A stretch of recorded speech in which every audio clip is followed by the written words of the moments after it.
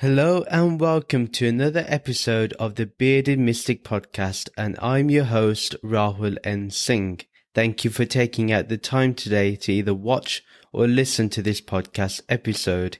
Today we will be looking at the wisdom of the mystics. If you would like to support the Bearded Mystic Podcast, you can support it through our Patreon page, and you can find the details in the show notes and video description below.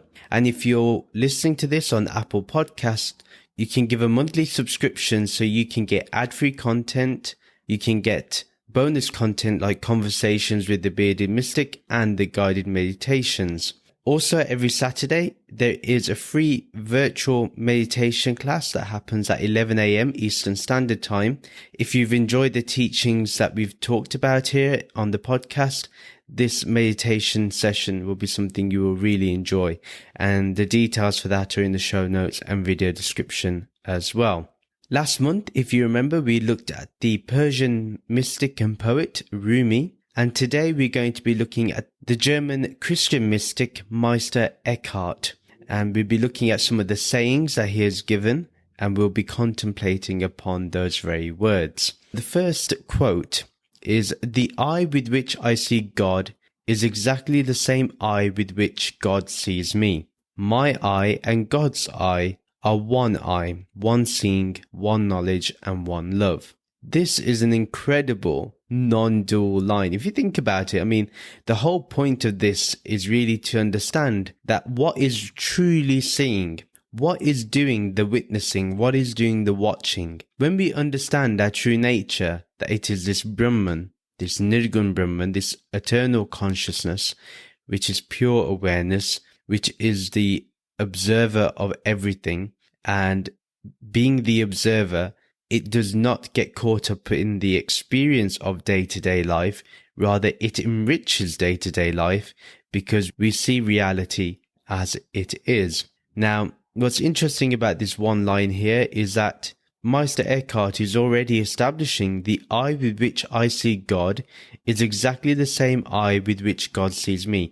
This is showing a complete non-dual experience, that now the difference between God and Meister Eckhart has disappeared, is dissolved away. And likewise, when we have truly practiced the teachings and we truly start being in that formless awareness more and more, this will be the same experience we have. The second part of that is, my eye and God's eye are one eye. Again, establishing there's no such thing as two eyes here. There's just one eye.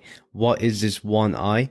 That true vision. What is the true vision? That pure awareness. And this is something that has to be emphasized by our mystics, because the interesting thing is the mystics from every tradition has come to the same conclusion, that there is only one seeing, as Meister Eckhart says, one knowledge. Knowledge of what? The knowledge of what is real. Yeah. And one love. Again, same thing. When there's one love, that means that this love that you have cannot be compartmentalized between your likes and dislikes.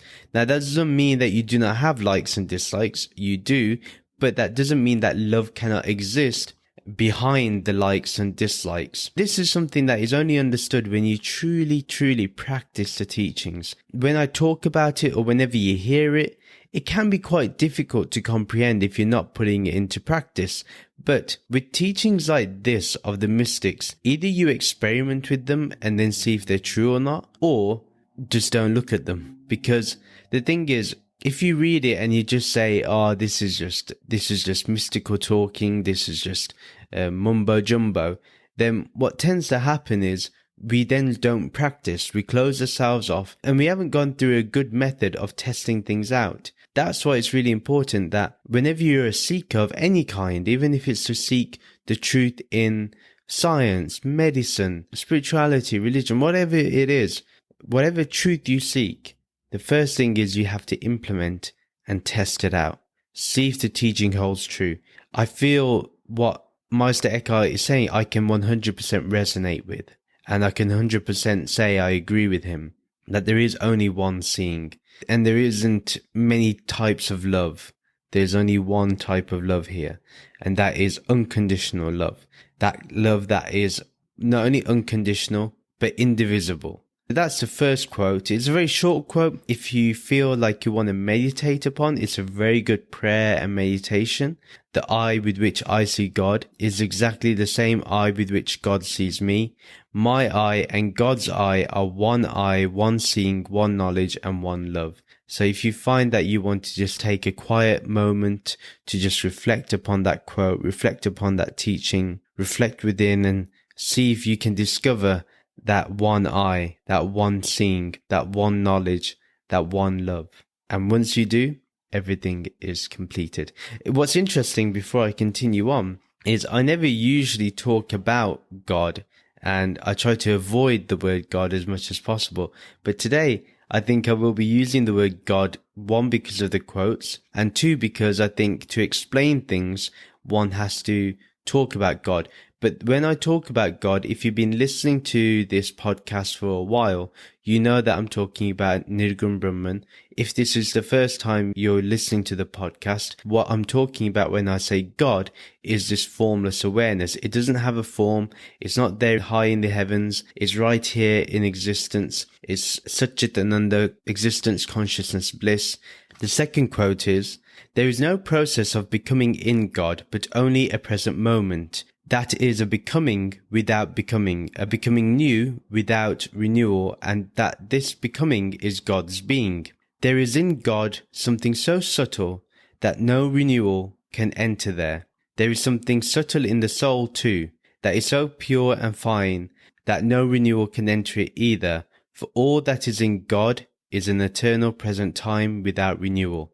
Very interesting quote, very deep again, something we probably have to break up a little to understand deeply. But what he's talking about, there's no process of becoming in God. What he's truly saying is there is only God. Therefore, you cannot become God. You cannot become your essential nature, your true nature. You already are your true nature. All that's going to be happening is that you're going to discover that you are your true nature. You are this formless awareness. Now, he talks about it being in the present moment, so it's in the complete now. And anyone that knows about Eckhart Tolle, I think whose name is inspired from Meister Eckhart, you can see from this quote, but only a present moment. It's a teaching that Eckhart Tolle talks about a lot. Why in the present moment? Because whatever is eternal now in the present moment is eternal forever. And to be in this being, to be in God's being, or to be in this formless awareness, to be in that, you have to be completely present. You have to be in the now. You can't be in the past or the future. In fact, the past and future is all happening in the now. And then there's something about becoming new without renewal. What is this becoming new? It's just the eradication of the old baggage we have, the old teachings, the old rituals, the old doctrines, the old ideas we had, the old superstitions. All those things are now not there. And without renewal, meaning it's an everlasting place. It's an ever-present moment and being. It's not going to change in any way. The next line is, there is in God something so subtle that no renewal can enter there. That means that this subtlety, this essence of the divine, the essence of Brahman, the essence of the formless awareness, nothing of renewal, nothing can be changed there. If it can be renewed, that means it is changing and therefore it can't be true because it's not changeless. But here, Meister Eckhart is very clear that no renewal can enter here. Then he says, there is something subtle in the soul too that is so pure and fine that no renewal can enter it either. I feel there he's talking about the oneness of the soul and God, and they're one and the same. Hence, they both do not renew. Then he says, for all that is in God is an eternal present time without renewal. Again, you could also see this as liberation, that once you understand this truth, there is no way you're going to be renewed with another form of any kind. Even if you have a renewed form in heaven, even then, that's not true. As he says, for all that is in God is an eternal present time. It's all in this now. It's all right here. The moment we step out of the now and we go thinking about the past and the future, we lose that which is eternally present. Yeah, it's always here. And a true realized being understands this. The third quote, "The Father has only one Son, and the less we turn our intention and attention to things other than God, and the more we turn to nothing external, all the more shall we be transformed in the Son, and all the more shall the Son be born in us, and we be born in the Son, and become one Son." Our Lord Jesus Christ is the sole Son of the Father, and he alone is both human and divine. But there is only a single Son in a single being, which is divine being. Thus we become one in him when he is the one object of our attention. God always wishes to be alone. This is a necessary truth, and it must always be the case that we should have only God in our thoughts. Again, very deep, and we have to understand, again, the translators use the word God, and I think the name back then didn't have any baggage that it has today. So I want us to put the baggage to the side for a bit when we're reading this, so we can really understand what he says. He says here, the Father has only one Son, and the less we turn our intention and attention to things other than God, and the more we turn to nothing external, the more shall we be transformed in the Son. Now, Son meaning Jesus Christ. Now, the reason why Jesus is used here is because it shows a human element of what we are, and God being that without form. We have to bring our intention and attention to God rather than to things other than God. So that's constantly having the intention to think about the divine, to contemplate on the formless awareness, to be in meditation with this formless awareness. We have to bring our attention and intention to this. With what intention? To become one. Not to worship Jesus or to worship God, no, but to become that one thing that we may refer to as God, or even here we can say Jesus. Now, it says very clearly that all the more shall we be transformed in the Son, and all the more shall the Son be born in us, and we be born in the Son and become one Son.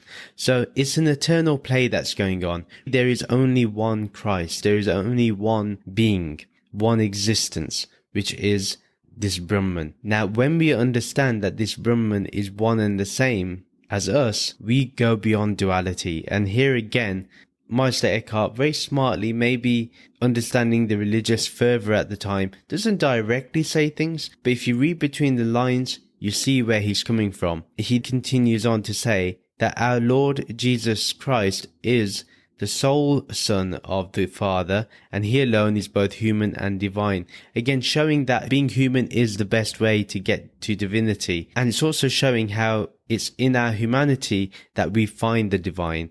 And the very next line is, but there is only a single Son in a single being, which is a divine being. Again, re-emphasizing that there is only one Son, which is called Christ. And we are all that same Son. When we bring our attention and intention towards the divine, when we want to be in the presence of divinity, to be divinity itself, that is the key.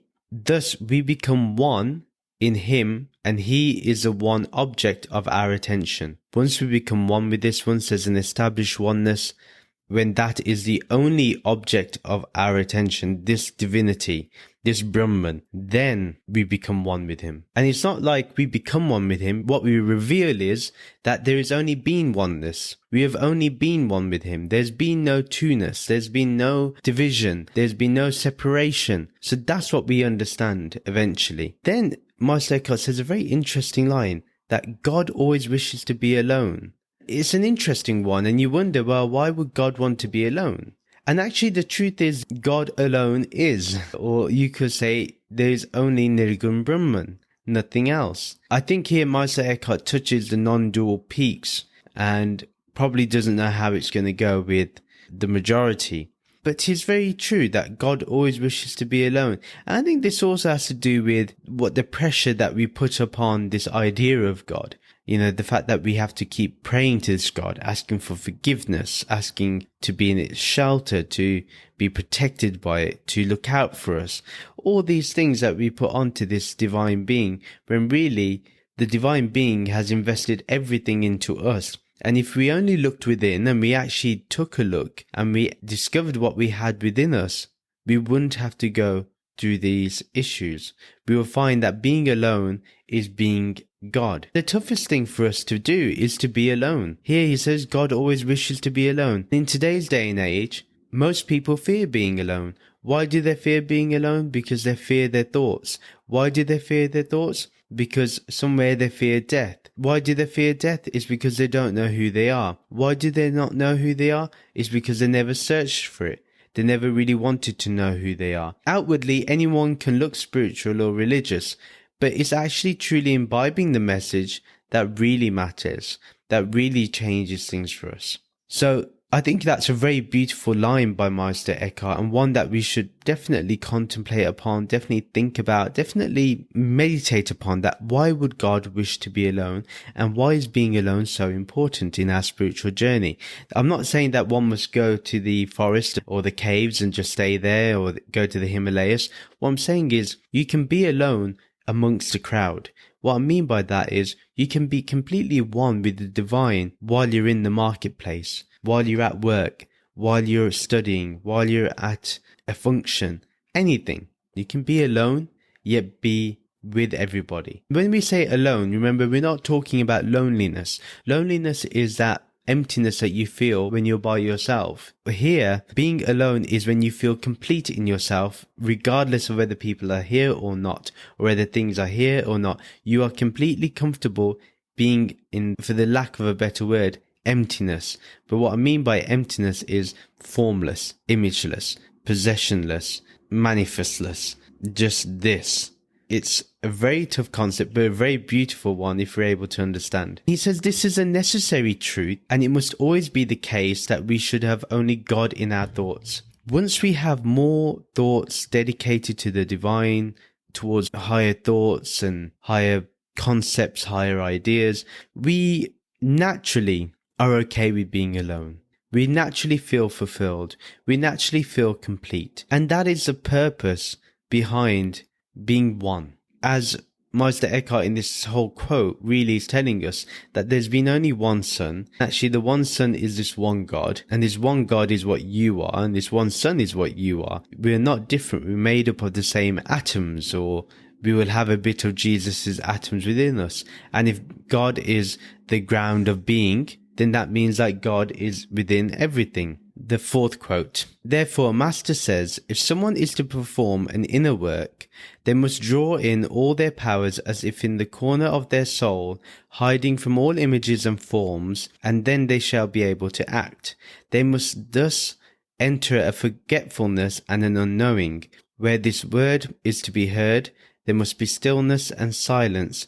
We cannot serve this word better than with silence and stillness. There it can be heard and properly understood, and there we are in a state of unknowing. Where we know nothing, there it reveals itself and makes itself known.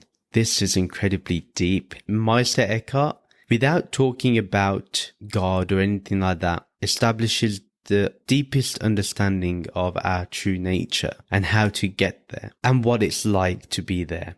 In one quote, he has explained so much. If someone is to perform an inner work, so first of all, everything that we attain in spirituality is within us. It's looking within. There's nothing outside that's going to satisfy our journey within. Because eventually, everything that you perceive from outside is already starting from here, within. So what's the best thing to do? Is go within. If someone is to perform an inner work, they must draw in all their powers as if in the corner of their soul. You gotta bring your senses in. See, if your senses are always being utilized, when are you going to find peace? When are you going to actually have energy? Energy is being used when you constantly have to look here and there. Then he says, hiding from all images and forms. Again, suggesting to us that this awareness or this soul does not have any image and does not have any form. We know this is true because this Nirgun Brahman is without attribute. Without attribute meaning that it is changeless. Changeless meaning it has no form or image, or neither does it belong to time and space. Then he says, and then they shall be able to act. Act in what? They shall be able to fully perform the inner work. And then act in the understanding that the inner work is completed and the formless awareness is constantly in front of us, constantly there, constantly in our realization, in our day-to-day life. Then he says they must thus enter a forgetfulness and an unknowing. Forgetfulness of what? Body and mind. I am the body and mind. We forget that we are the body and mind because now we're entered a higher state. These are the lower levels of reality, the body and mind. Now we're going to the higher level of reality, which is this Nirgun Brahman, this pure awareness. And for that, you need to forget your body and mind, especially when you're going within.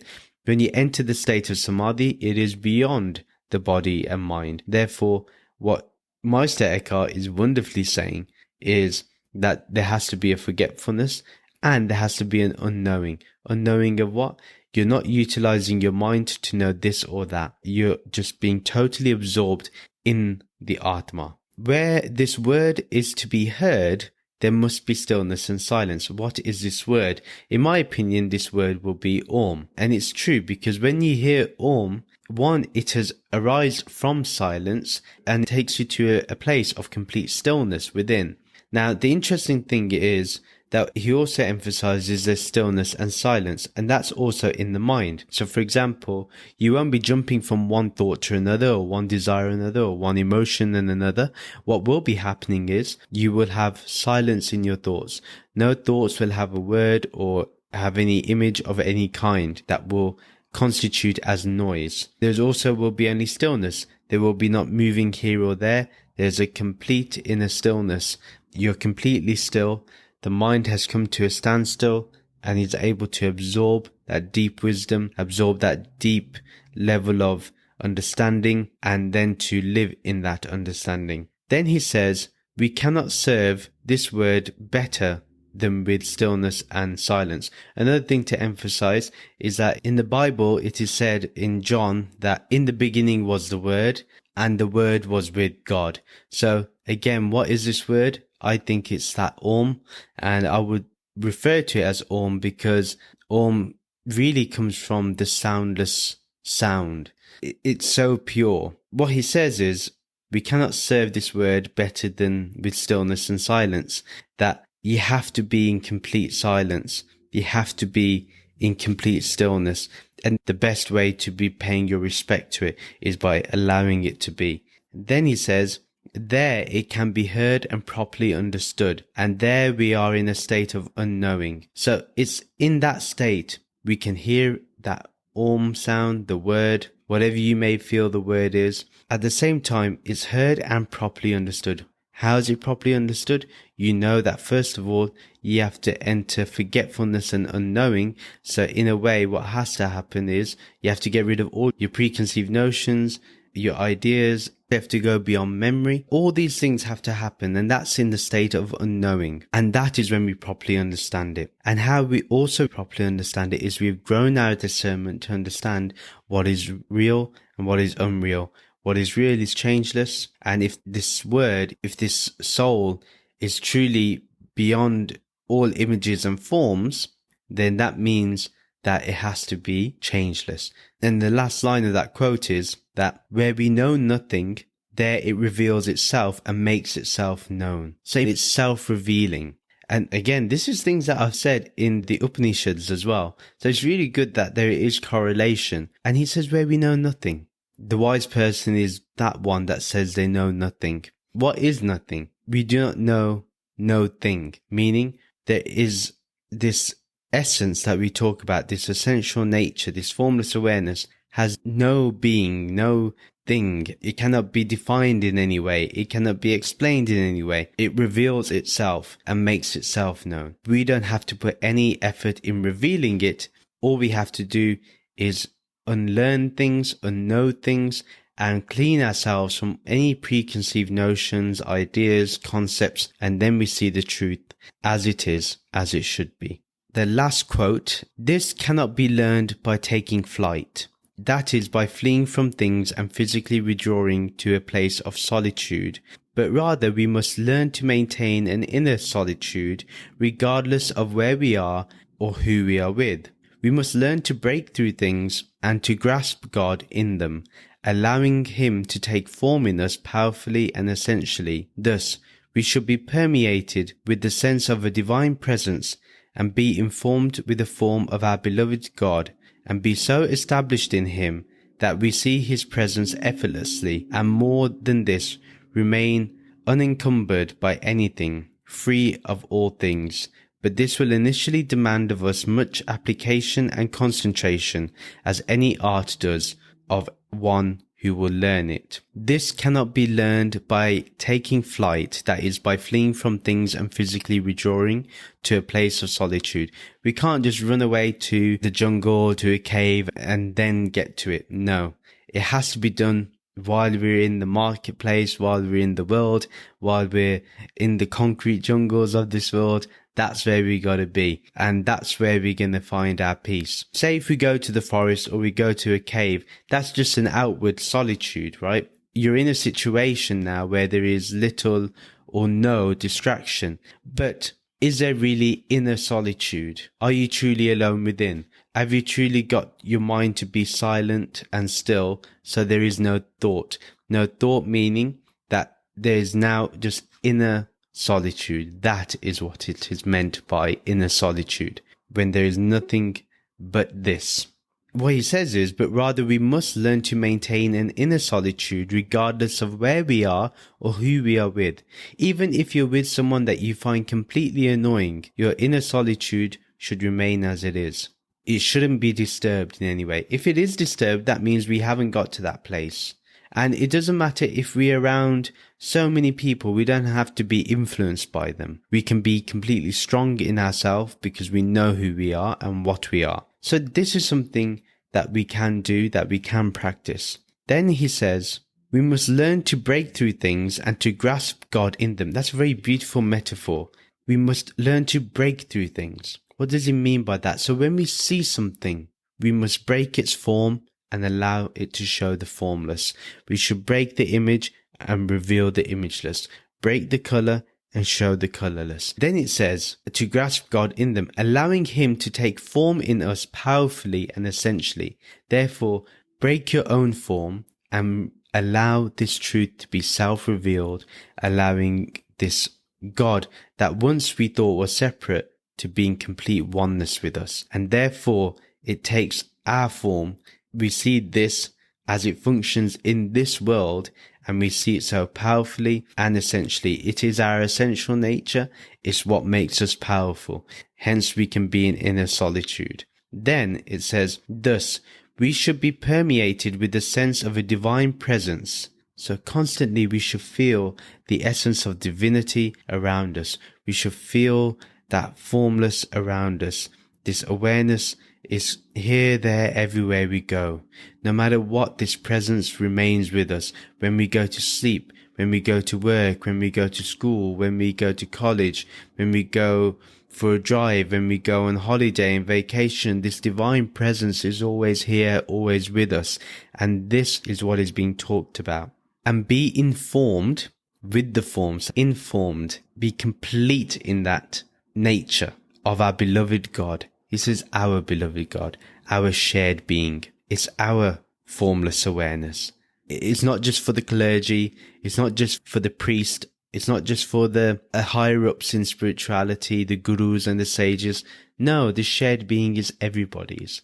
Anyone can access this. It doesn't matter what caste you are, what class you are, what race you are, what nationality you are, what gender you are, what sexual preferences you have. None of those things matter in this awareness. This divine presence can be felt in this. This formless can be felt in this. This God that is ours belongs to everybody. Whenever someone tells you, this is what makes me laugh, that when religions say that this group of people should have less rights, or this group of people aren't deserving, this group of people are not seen in the same eyes of God, or God does not approve of these people. Those people do not understand the our beloved God bit. They don't understand how it's our shared being. They are so divided, they can never understand the oneness of God. So those people are not the ones that we should admire or even look up to. The moment any spiritual tradition or religious tradition or secular tradition takes you away from the oneness of being, consider that place to be something to stay away from. If something creates a separateness in you, a division in you and others, because of the categories in which they describe themselves, stay away from that tradition, because only oneness is accepted in this, and oneness is the only experience in this. Be so established in him that we see his presence effortlessly. We don't have to put any effort in. It just happens. It's as natural as breathing. You don't consciously have to keep breathing throughout the day. It's automatically happening. Likewise, this presence you can see, perceive, feel, experience effortlessly. And this can be done when you witness others, when you see others in that oneness. And then he says, and more than this, remain unencumbered by anything. So do not be burdened by anything. Do not have the baggage of anything, meaning the baggage of tradition, the baggage of culture. You don't need those things. That has nothing to do with spirituality. Those are nice additions maybe, but you don't need them. They're not essential. They're not necessary. What you can say is they're the non-essentials. The essential is just being in formless awareness. So free of all things. Be free. Don't take anything that will be a burden upon you, meaning a burden upon your spiritual journey, your spiritual pursuit. That is what is being meant here. And then the final line, but this will initially demand of us much application and concentration, as any art does of one who will learn it. As we know, whenever we learn an instrument, or we have to learn writing or learn editing or recording, any art, anything we do, even a degree of computer science or engineering or medicine, anything, we need to put our complete attention and focus on it. We must apply those things. And therefore, the more we apply, the more we concentrate, the better we get at that skill. If we are to improve our spirituality, if we are to go further, we have to be completely committed to applying the teachings and concentrating on the teachings. So today, whatever we've learned from Meister Eckhart, it's not just about, me talking about it and then editing, listening to it and then going off and doing whatever I please. No, I have to really work on this. I have to look within myself and say, do I experience the presence of this formless awareness effortlessly? If not, what can I do? Maybe I need to keep trying more in the day, be aware of this formless awareness, this presence. And the more I can, the better. I will conclude here is that these are very great words by Meister Eckhart, and one that needs us to really focus upon, really think about. And if we've learnt anything today, it's about applying the teachings, applying that oneness within. And really, I pray with this, in the nature of the Christian tradition, I pray that we all understand our true nature and we understand what we truly are, that really there is a oneness between us and the one that reveals the truth, our guru, our teacher. And in that oneness, what is also established is the oneness of what we may refer to as God or Nirgun Brahman or this formless awareness. And that is the end of the episode. Please do share this podcast with your friends and family who may enjoy this content or this episode. Do follow me on social media to keep getting updates. Subscribe to the monthly Bearded Mystic newsletter. Join the Bearded Mystic podcast Discord channel. The details for all this are in the show notes and video description below. If you would like to support the Bearded Mystic podcast, do check out the podcast's Patreon page. The details are in the show notes and video description below. Please do rate and review this podcast on our website, www.thebeardedmysticpodcast.com, and the link for that is in the show notes and video description below. Do like and comment on this video and subscribe to this YouTube channel. I'd like to thank you again for listening, and I wish you a wonderful week. Om Shanti, Shanti, Shanti. Om Peace, Peace, Peace. Namaste.